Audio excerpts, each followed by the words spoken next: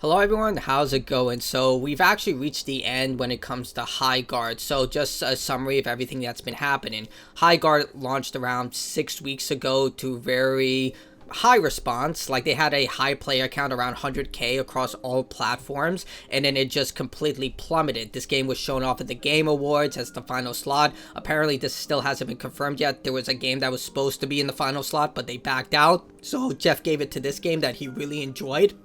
And then when it was revealed, basically everyone was calling Concord 2. We didn't have a lot of appeal, and a lot of people just started doubling and tripling down on this game on both ends. But when the game came out, it wasn't received well. A lot of people called it the most painfully average game you could possibly imagine. It was a 3 versus 3 raid shooter where you would collect resources, raid the enemy bases, and rinse and repeat until one of the teams loses all their points. And then in response to all the negativity the game was getting, the developers didn't exactly respond well to them. They say like player count doesn't matter. There was a developer that came out on a tweet longer blaming gamers for the mass download of the game, but like I stated, even the most common gamer out there just didn't want to play this game. And you can see from only about 300 players playing this game, it is what it is. But yeah, it got so bad that they terminated most of their employees with only 20 people remaining at the studio to keep things afloat. But I think what really boiled everyone's blood, including myself, was the fact that this game was marketed as this indie title made by small niche developers who broke off from EA, and they were the creators and helped develop Titanfall and Apex Legends, and they hoped to replicate that same level of success because they wanted that type of they wanted the success and the financial gain of a game like Apex Legends, and they thought they could replicate that. Until finally it came out that they were funded by Tencent, you know, the big video game giant, one of the most richest companies in the entire world. The Tencent company that puts gacha mechanics in almost every game and has their hands in almost every gaming company out there. Yeah, that company. So I think the fact that they masqueraded as a freaking indie company and they were taking Tencent money is just disgusting. It is really, like, how you could do this is just unforgivable in my opinion. It is like so many indie game developers would kill for that type of recognition. They get featured on the Game Awards for free. They get Tencent money and all this stuff. But then they had the audacity to say that they were a small team, that they were an indie studio just trying to break out. No, you weren't. You accepted money from one of the biggest companies on the planet, and you decide not to tell anyone? Like, yeah, this really annoys the hell out of me because there are so many game developers out there, so many indie games that don't even make back the money that they have to use to publish their titles on Valve's platform, Steam. They don't even make back the publishing fee. Heck, they all almost like just get shrouded into obscurity because Steam is very hard to stand out on. Like, it is what it is. Steam is the biggest PC market on the planet, so to stand out on the platform takes a lot.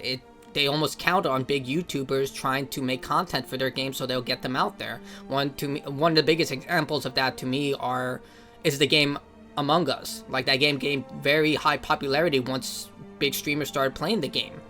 But yeah, well, it came out that Highguard is done. So Highguard's final update arriving soon. Thank you for playing with us. Today we're sharing difficult news. We have made the decision to permanently shut down Highguard on March 12th. Since launch, more than 2 million players stepped into Highguard's world. You shared feedback, created content, and many believed in what we were building. For that, we are deeply grateful. Again, you guys, the fact, you know what, we're just going to read this. Despite the passion and hard work of our team, we have not been able to build a sustainable player base to support the game long term. Service will remain online until March 12th. We hope you'll jump in with us one more time to show your support and get those final great matches in while you still can. The team is excited to release one final game update to enjoy in the remaining life of the game. We'll be adding a new warden, a new weapon, account level progression, and skill trees. Full patch notes are coming, and we're targeting tonight or tomorrow morning for the patch release. From all of us at Wildlife, thank you for playing, for supporting us, and for being part of the Highguard story. So yeah, there it is, and you see Vera Dark and a lot of people. Look, yeah, it sucks. But the fact, I would show more sympathy to them if they didn't get money from Tencent and lied about them being indie. Like, that to me is just the final nail in the coffin for me. I would have been more sympathetic to them, but the fact they lied so much about this is what really annoys the hell out of me. You basically masqueraded yourself as an indie title, and you weren't that. And look, if this game was good, it would have found success, but a lot of people just didn't enjoy this type of shooter. And I guess the biggest problem with this now is basically this game will be lost to gaming history. I know a lot of people would say, well, good riddance. I do believe in game preservation, so maybe someone out there might be able to release a playable build of this game, or they could just, I don't know. That's something I do believe in, regardless of the quality of a game, that game preservation is important, that there should be some sort of version of this game that's playable for people who want to experience it.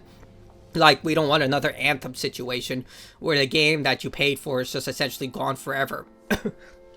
But in the case of this, this also serves as a cautionary tale that you can't buy success. You can't, you could, like, this game had every advantage you could imagine. They had huge amounts of funding. They got the appeal of the mainstream media when it comes to game development. They were featured on the Game Awards. They had every advantage you can possibly know about, and they still just failed because the game was not good. It doesn't matter how you market your game.